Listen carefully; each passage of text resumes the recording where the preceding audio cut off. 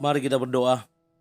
Bapa Sorgawi, Bapa yang kami sembah dalam nama anak-Mu Tuhan Yesus, sungguh kami sangat bersyukur, berterima kasih kepadamu Bapa untuk segala kasih, kebaikan, kemurahan Tuhan yang masih Tuhan nyatakan kepada kami sampai dengan pagi hari ini. Kami boleh tidur dengan tenang, bangun dengan selamat pada pagi hari ini tanpa kekurangan suatu apapun. Sebelum kami mulai aktivitas kami, sebelum kami beribadah nantinya, izinkan kami untuk terlebih dahulu bersekutu dengan Tuhan, berdoa, memuji, muliakan nama Tuhan, dan mendengarkan kebenaran firman Tuhan melalui channel YouTube ini. Berbicara bagi kami Tuhan, nyatakan kuasa-Mu, nyatakan isi hati-Mu, karena kami telah siap untuk mendengarkan kebenaran firman Tuhan. Di dalam dan demi nama anak-Mu Tuhan Yesus Kristus kami sudah berdoa dan mengucap syukur. Amin. Shalom ibu bapak saudara terkasih dalam nama Tuhan kita Yesus. Semangat pagi, selamat hari Minggu. Bertemu kembali di channel Rionando Butar-Butar dalam khotbah 5 menit aja atau kelima untuk renungan harian. Renungan pada hari ini saya ambil dari kitab Lukas pasal yang ke-19 ayat yang ke-10. Demikian kesaksian firman Tuhan. Sebab anak manusia datang untuk mencari dan menyelamatkan yang hilang. Yesus mencari dan menyelamatkan yang hilang.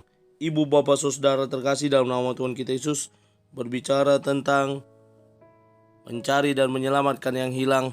Sesungguhnya kedatangan Kristus, kedatangan anak manusia ke dunia adalah untuk menyelamatkan manusia yang berdosa, menyelamatkan yang terhilang. Kenapa Yohanes sangat jelas menulis? Karena begitu besar kasih Allah akan dunia ini, sehingga ia telah mengaruniakan anaknya yang tunggal, supaya setiap orang yang percaya kepadanya tidak binasa, melainkan beroleh kehidupan yang kekal. Itulah visi dan misi kedatangan Kristus ke dunia ini, untuk menyelamatkan manusia yang berdosa. Ibu bapak saudara terkasih dalam nama Tuhan kita Yesus, berbicara tentang Yesus mencari dan menyelamatkan sesuai dengan yang dituliskan Lukas pada Lukas pasal 19 ini. Bagaimana kita melihat secara keseluruhan salah satu yang diselamatkan adalah Zakeus. Zakeus kita tahu secara keseluruhan dalam nats ini diceritakan adalah seorang pemimpin pemungut cukai. Pemungut cukai pada saat itu adalah orang-orang yang paling dibenci oleh orang Israel, karena mereka dianggap sebagai salah satu musuh dari Israel. Kenapa? Karena mereka berpihak kepada penjajah, yakni orang Romawi. Mereka mengumpulkan pajak dari masyarakat, dari rakyat, yang kemudian diberikan kepada penjajah, yakni Romawi. Mereka juga sering dianggap sebagai orang-orang yang melakukan korupsi atau melebih-lebihkan nilai pajak, sehingga beban yang diterima oleh rakyat semakin berat. Dan secara keseluruhan orang-orang atau masyarakat pasti sangat benci dengan yang namanya pemungut cukai.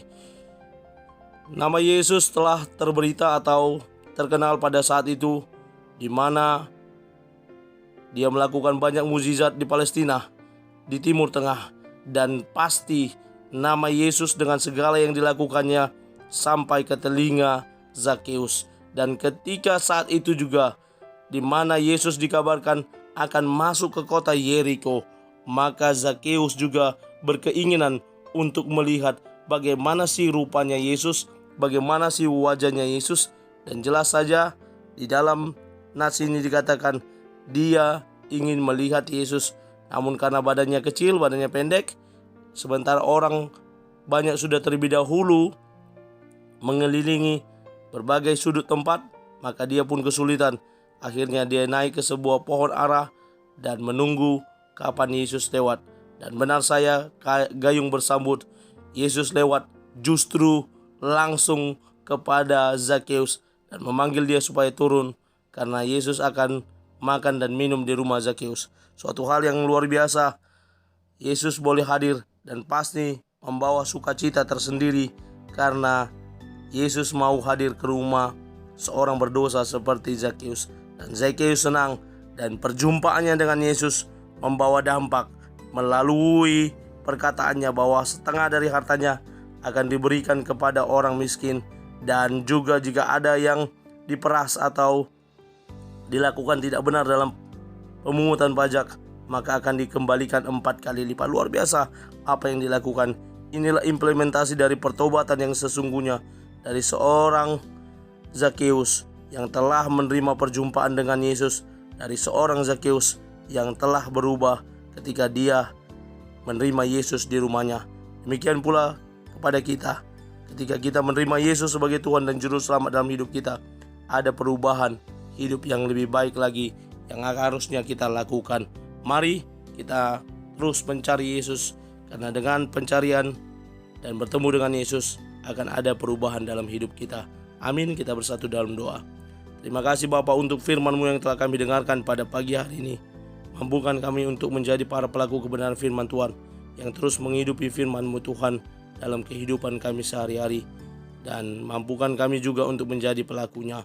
Terima kasih Bapa, kami akan mulai hari ini. Dalam nama Yesus kami sudah berdoa dan mengucap syukur. Amin.